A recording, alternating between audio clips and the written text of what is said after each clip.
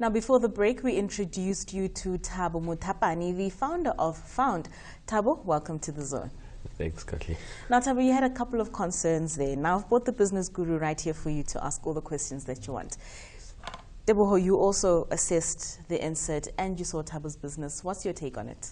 I must commend him on it. It's a very good business. It's a unique business, especially within black market. And I think one thing that I've always said is that I've realized that you've for instance, found your niche that you want to target the township. I think township's the big next economy, so you should really hold on to it. Congratulations on what you've done so far.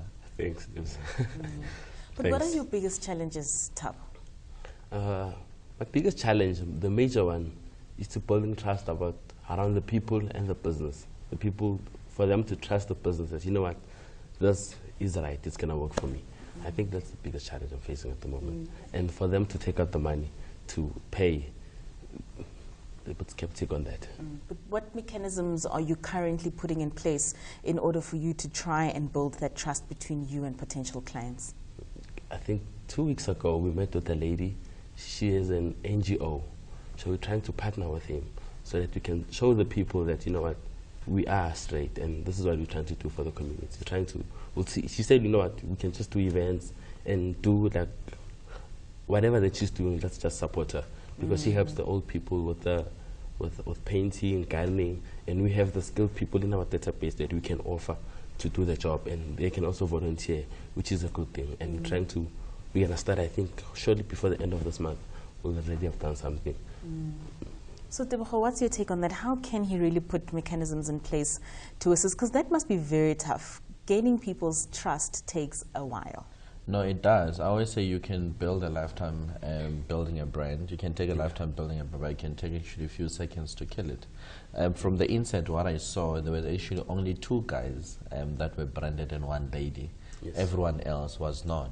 Yes. For instance, because more than anything, I mean, even with government institutions, for instance, when they do census and whatsoever, people have taken those to advantage to actually create things like fraud, to actually create, for instance, a lot of criminal activities around that. So identification is key. The minute you walk into me, or the minute you come to me, or knock at my door, for instance, when I see you, I need to find the identification in it.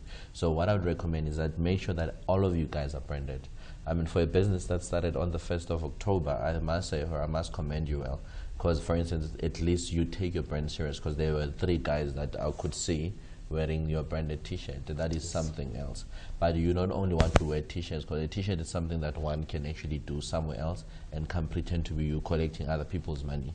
And the unfortunate part is that the minute that thing now goes to the law, you're going to be the first person they pick up. I would say as well, create some identification cards. For instance, that would be able to identify your staff, or that will identify your team with contact numbers and everything, so that if a person wants to verify, they can actually be able to verify. They can be able to identify who this is. Probably it could be an identification with a secret feature of some sort that is there. There's companies that do, for instance, secret feature printing. I mean, it's not costly. You could find maybe it will be about 20 rands or even 30 rand to add that feature on that particular identification. Okay. Collecting people's money is a very sensitive subject. So what I would recommend in your line of business, you need to get yourself regulated.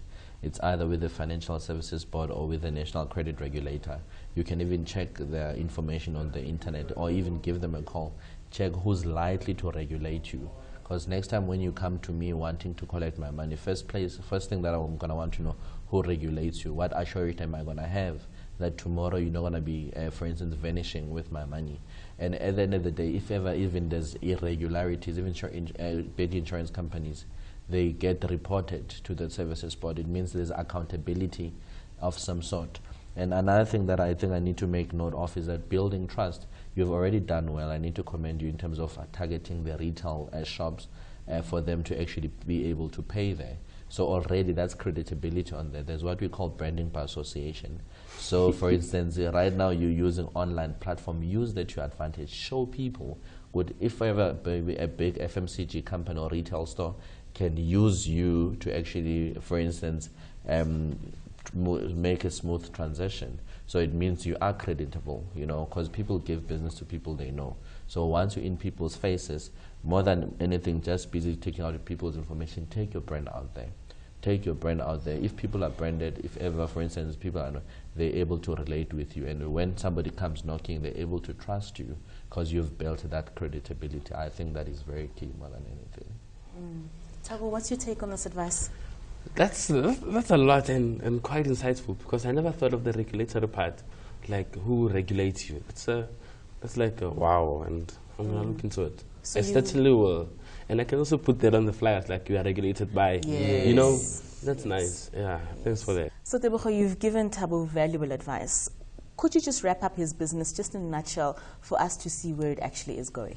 Okay. For instance, for my own observation, one thing that I liked is that I've seen that you regard your team very highly, because each and every company's team, it's the most valuable asset. So for instance, so invest on that team. And more than anything, I love the fact that you even have a selling team or a sales team. Because, for instance, the disadvantage with small business, if you're not out there selling, no one else is selling. So, for instance, once I think you've worked on those, and more than anything, the database that you're collecting, I think you can use that database more than what you're using it for. Do you know there's people that sell or rent out databases to run campaigns out there? So that could be an added on advantage to your business. That's something that could actually be bringing in an additional form of income. And I love the fact that you're using new platforms in terms of social media and the internet, but use it as well to tell or to send your brand out there. You've got a good business, you've got a unique business. If ever I don't see you making your first mark of $1 million in a year or two, then definitely you must close or sell that business to me. Thanks, Tebogo. Thanks for the encouragement. Thanks. No, it's wonderful, and thank you for joining us, and I do hope you are going to take all of this advice to your team, because I know you work as one with them, and that you will take Faund to another level. Thanks, Katlego, and thanks for inviting me. It's been a pleasure. Thank you. Tebogo, thank you for joining us. You are going to leave us after this, and we'll see you again next week. No, definitely. Thank you. Up next, we will be talking about exhibitions and how they can assist growing your SME. See you right after this.